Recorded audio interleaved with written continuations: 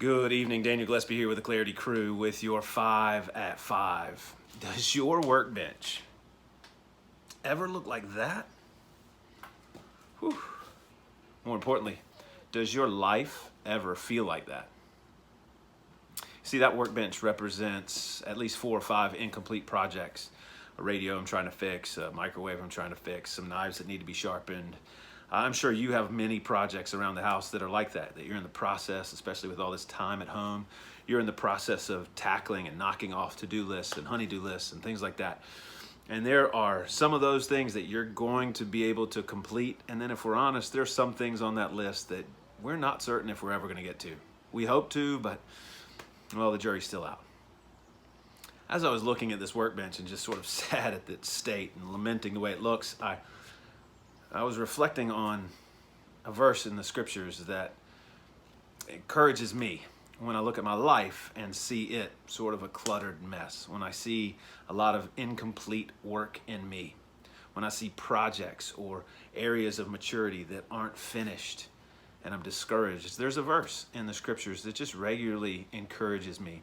It's found in Philippians chapter 1, and it's the 6th verse, and it says this: you can be sure, or you can be certain of this, that he, that be God, who began the work in you, will carry it to completion until the day of Christ.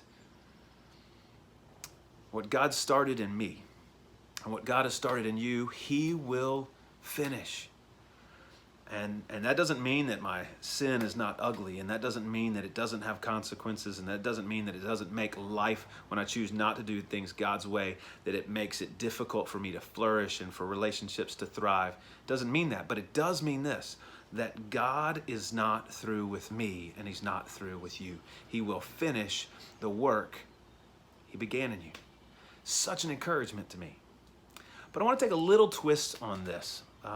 I want to look at this verse from another angle, because I think this verse, like so many precious gems, the more you turn it, the more facets you see.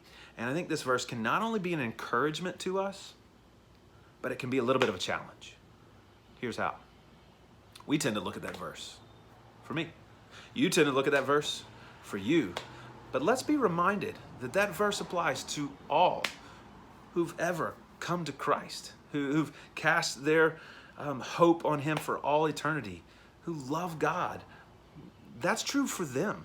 So what that means is, not only is this verse an encouragement, but this verse is a challenge, and in 2 particular ways. Number one, it reminds us that in other people's relationships and perspectives to us, we're not perfect.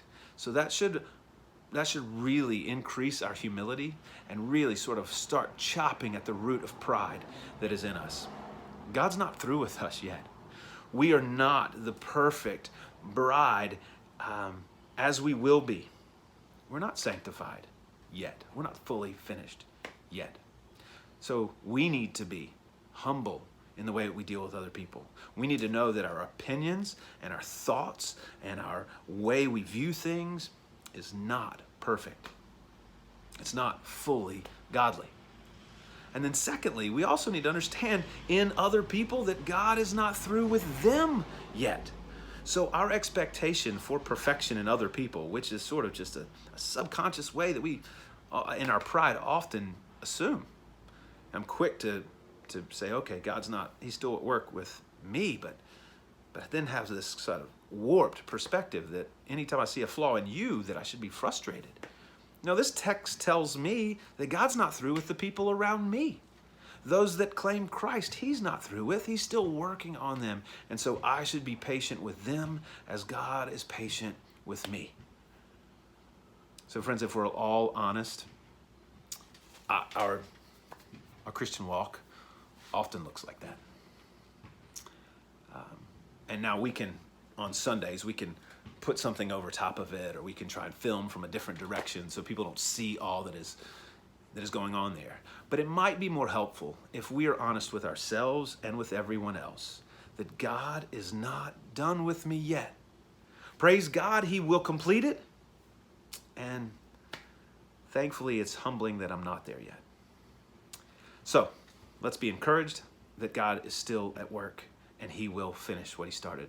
Let's be humble in the fact that I'm not there yet, and let's be considerate of others and patient with others, because God's not through with them yet either.